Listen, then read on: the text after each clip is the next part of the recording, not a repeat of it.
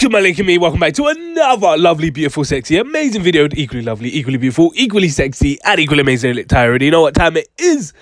Now let's go. Now guys, today we're going to be discussing whether or not STORMZY'S latest song, Mel Made Me Do It, was a flop or not, as it's currently sitting in its second week of release at number 22 on the charts, which is not great for a man of STORMZY'S caliber, let's be honest. And we're going to break this down in way more detail, but you already know what you got to do. You just got to like, comment, subscribe, keep up to date if I drop a banger like this one, and hit that noty, because you ain't in the so you can be the first to know when one of these videos comes out. And without further ado, let's get straight into it. If you didn't already know, STORMZY, after a 3-year-long hiatus, dropped his comeback single, Mel Made Me Do It, on the 23rd of September. The song debuted at number 13 on the UK singles chart, and in its second week is dropped down to number 22. If you don't know, now you know, nigga. Now, of course, some people are looking at this and considering this to be a flop, at least by STORMZY standards. And I can't lie, in some aspects, I do hear what they're saying. A STORMZY comeback single after 3 years,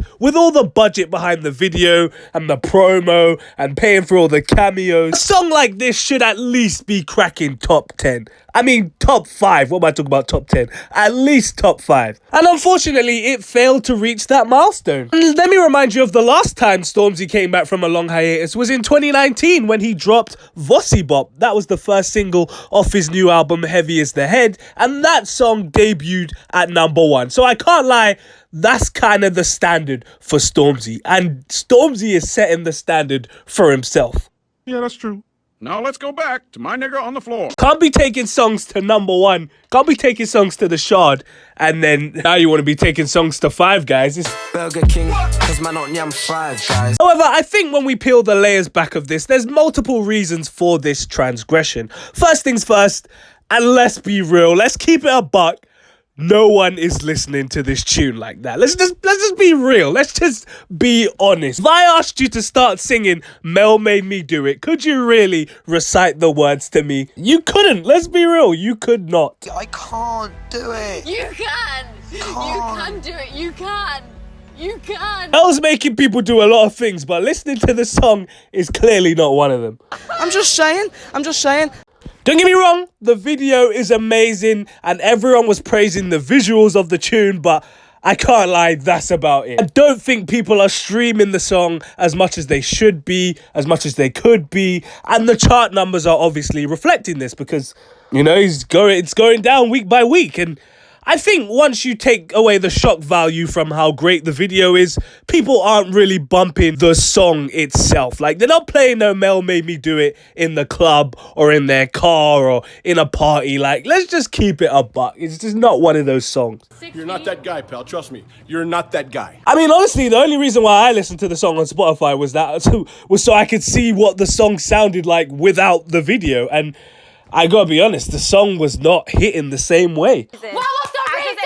And it's not even that the song's a bad song, because it's not. It's a good song, but it's not really a song that I'd be coming back to, you know what I mean? 100,000 for the cheapest ring on the nigga finger, little bitch. I don't necessarily think that's STORMZY's fault per se. I mean, first of all, the song is 7 minutes long, so it wasn't exactly designed for replay value, you know? The video is 10 minutes long, again, not exactly designed for replay value either. And as I said, the song isn't traditionally composed as a hit either. There's not even a hook or a chorus for people to catch on to, so it's a bit hard for it to constantly be spun on the radio. Now, don't get me wrong, there's been songs with no hook that do incredibly well, and if anyone could work that angle and catch a song with no hook to be a hit, STORMZY could, but I'm afraid on this particular instance, it just hasn't happened. None of the bars in this song are really that standout-ish. There's not like constant fire being sprayed 24/7 like it's a cypher, like it's one of his Wicked Skengman songs or something like that. It's not really much wordplay going on that's gonna make your headphones catch fire. It's really just STORMZY just rapping about how rich he is. How rich he is, how everyone doesn't like him, and how he's the king. That's every line. There was at least a sentiment of one of those things going through. And again, don't get me wrong, there's actually nothing too wrong with that, because even just using those 3 topics, that could be done to a classy enough point where the tune catches on and it sounds good. But I like Stormzy, don't get me wrong. I have to say that as well. Put the disclaimer, I like Stormzy, but Stormzy bars are just so elementary, man. They're just, particularly on this song, like, there's times where he literally sounds like he's freestyling on a primary school lunch table.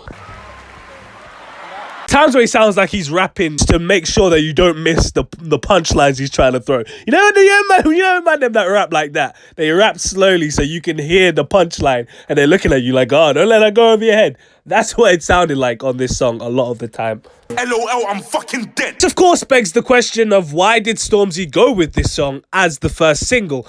I'm sure there were more commercial tunes in his repertoire that he could have released instead of releasing this.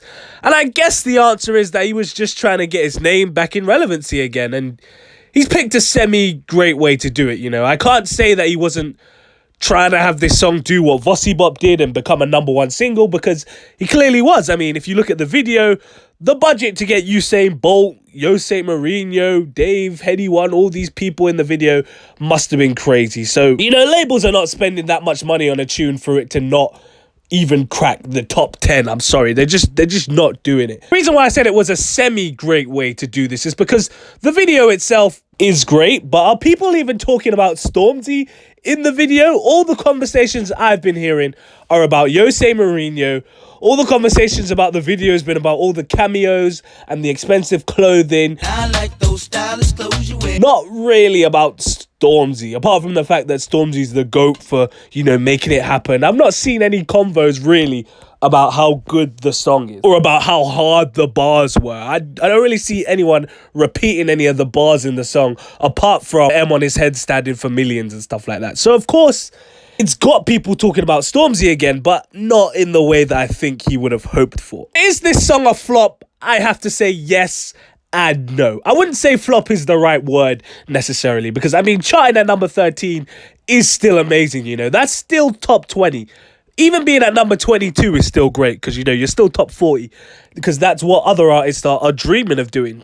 And the video itself is doing well on YouTube. It's still number 3 trending in the UK for music. So the video is still out here racking up numbers. However, if we're talking charting and replay value and people actually rating the song outside of the music video, Whoa. We're not here to talk about that right now. the words of my boy Castillo, it's not looking good, bruv. Because as you guys know, I am a part-time driller and I've been keeping my ear to the streets. I've been talking to the streets. And the streets are not replaying this tune, man. I can't lie to you. I am still yet to hear Mel Made Me Do It in the bando. I know what some people are going to say, you know, charting top 20 is great. There was a time when UK rap, it wasn't even on the charts. We should be grateful and blah, blah, blah. Yeah, all right, uncle. Like, we're not in that time anymore. We're in a new age. Stormzy's kind of setting these standards for himself. He even said it himself. If you ain't got more than 5 top 10s, then I don't want to hear no chat about charting. You man, I just start. I gotta hold him to the same fire that he's making for himself. Do you get it? By the words of Heady One, It's a bit of a sticky one still. what do you think about this in the comment section down below? What do you think about Mel Made Me Do It? Did you like it? Did you not like it? Do you think it's a flop? Do you think it's not? Do you agree with me? Do you completely disagree with me? Let me know in the comment section down below. Don't forget to like, comment, subscribe. But on the road to 2,000 subs, you know what time it is. Follow my personal IG at the only LiTTyENT. If you care about what I do, I'm not making these bangers for you. I post updates on Twitter as well, so you might as well follow me on there, because what else are you doing for your life? Absolutely nothing, mate. Stay black, and if you're not black, stay whatever race you are. I bet. Peace. Oh, you ain't know I could sing?